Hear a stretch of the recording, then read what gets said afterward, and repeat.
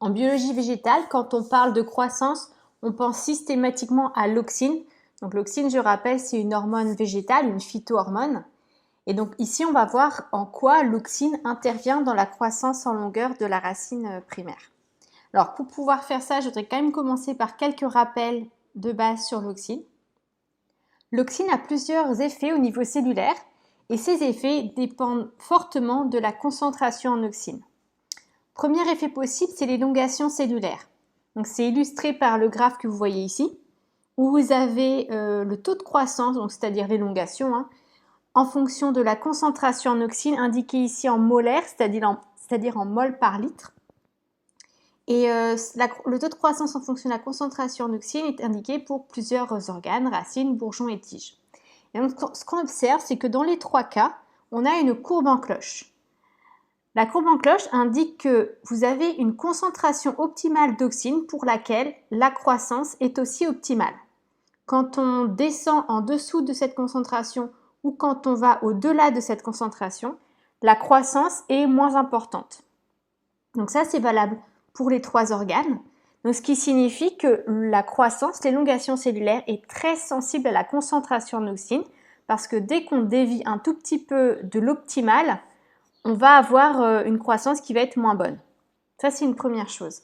La deuxième chose, c'est que quand on compare les différents organes, on voit qu'ils ont différents optimums de concentration en auxine. Pour la racine, par exemple, c'est de l'ordre de 10-10 mol par litre. Pour la tige, de l'ordre de 10-5. Donc, ça veut dire que si la concentration en auxine est de l'ordre de 10-10, les racines sont au maximum de leur croissance. Par contre, les bourgeons ne sont pas très stimulés et les tiges pas du tout. A l'inverse, si on se situe à une concentration de 10-5 mol par litre, la tige est au maximum de sa croissance, alors que les racines et les bourgeons sont inhibés par cette haute concentration. Donc il y a vraiment à la fois une sensibilité très forte de chaque organe à la concentration en auxine, mais aussi une sensibilité qui est différente en fonction des organes. Alors comment est-ce que l'auxine agit au niveau de l'élongation cellulaire? Je ne vais pas rentrer trop dans les détails, simplement pour rappel, il y a plusieurs éléments qui permettent ça. L'auxine va entraîner un relâchement de la paroi en diminuant le pH de la paroi. Donc si la paroi est plus relâchée, elle va pouvoir s'étirer plus facilement. Ensuite, il y a une pression de turgescence qui va s'exercer par la vacuole sur la paroi. Cette pression de turgescence va également permettre à la cellule de s'allonger. Et ensuite, l'auxine induit une augmentation de la synthèse des composants pariétaux, l'hémicellulose, la cellulose, etc. Et ces éléments vont venir s'intégrer à la paroi qui a été relâchée, étirée, et vont venir la renforcer. Et donc, la cellule va se retrouver comme à l'état initial, simplement en étant plus longue. Deuxième effet de l'auxine, c'est la division cellulaire. Alors ça, c'est illustré par le deuxième graphe ici en bas, où on donne le taux de division en fonction de la concentration en auxine, cette fois-ci en micromol par litre. Et ce qu'on observe, c'est qu'on a également une courbe en cloche, donc de la même façon, on a une concentration optimale pour laquelle le taux de division est optimal. Quand on descend en dessous de cette concentration ou quand on dépasse cette concentration, le taux de division va diminuer.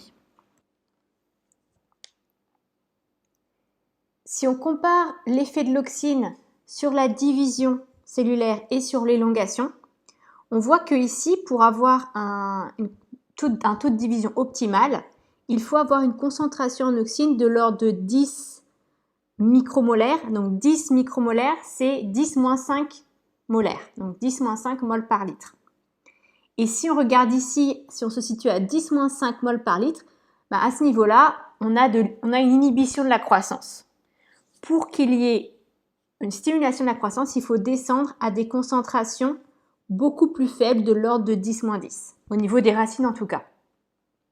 Donc dans les racines, une forte concentration en auxine, ça signifie plutôt une stimulation de la division, et une faible concentration en auxine va plutôt stimuler l'élongation cellulaire. Dernier effet de l'auxine au niveau cellulaire, c'est l'expression des gènes. Donc l'auxine peut stimuler ou inhiber l'expression de certains gènes. Donc la concentration en auxine, c'est vraiment un élément central pour comprendre les effets cellulaires de l'auxine. Cette concentration, elle dépend de 3 facteurs. Donc bien sûr, ça dépend de la quantité d'auxine qui va être produite. Donc ça, c'est la biosynthèse, la production. Et puis la quantité d'auxine qui est dégradée. Donc c'est un équilibre entre les deux. Il y a un troisième élément qui est aussi très très important, c'est le transport. Donc en fonction du transport, la concentration d'auxine va pouvoir être régulée. Donc ça, c'est ce qu'on va voir maintenant. Pourquoi l'auxine a-t-elle besoin d'être transportée? Parce que l'auxine, elle est synthétisée principalement au niveau du méristème apical caulinaire et des jeunes feuilles. Donc, si on s'intéresse à l'effet de l'auxine au niveau des racines, il faut nécessairement que l'auxine soit transportée des parties aériennes vers les racines. Pour cela, il y a 2 voies. Une voie à longue distance qui va passer par le phloème de façon passive, c'est-à-dire par diffusion, et une voie à courte distance qui passe de cellule en cellule. Donc là, vous avez 3 cellules représentées. Donc vous avez la membrane, la paroi, le cytoplasme. Et vous voyez que sur les membranes de ces cellules, on retrouve des transporteurs. Donc ça, ce sont des transporteurs. Il y a des transporteurs d'influx. Donc c'est par exemple le cas des transporteurs OXLAX qui sont représentés ici en jaune. Transporteurs d'influx vont permettre à l'auxine d'entrer dans la cellule. Et puis il y a des transporteurs d'efflux, comme par exemple les transporteurs PIN et PGP, qui, comme leur nom l'indique, vont permettre à l'auxine de sortir de la cellule. Et ce qui est très important pour contrôler le flux d'auxine et donc sa concentration, c'est l'orientation, la position des transporteurs d'efflux, en particulier les transporteurs PIN. On dit qu'ils sont polarisés.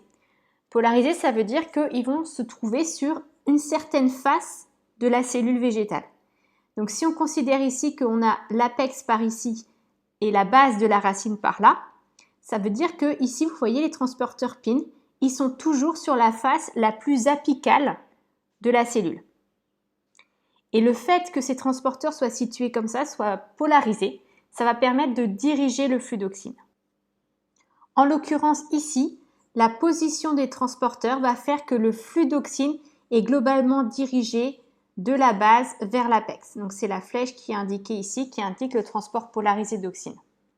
Et donc ce transport polarisé va vraiment permettre de canaliser, de diriger, de contrôler le flux d'auxine et donc la concentration en auxine et donc les effets de l'auxine au niveau cellulaire. Maintenant, on va appliquer ce qu'on vient de voir sur l'auxine au cas du méristème apical racinaire.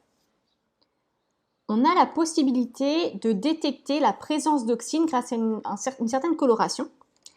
Donc ici, l'accumulation d'auxine apparaît en bleu. Et plus la couleur est intense, plus la concentration en auxine est importante. Donc ce qu'on remarque, c'est qu'ici, à l'apex de la racine, on a une accumulation d'auxine, en particulier au niveau du méristème apical racinaire.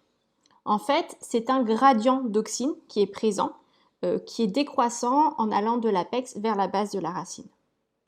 Comment expliquer cette accumulation d'auxine au niveau de l'apex? Pour comprendre, il faut en revenir aux transporteurs et au transport d'auxine. Au niveau de l'apex de la racine, on a différents transporteurs de la famille PIN qui sont exprimés, PIN 1, PIN 2, PIN 4, PIN 7, etc. Ce que vous visualisez ici en vert, c'est la localisation de ces transporteurs, de ces protéines.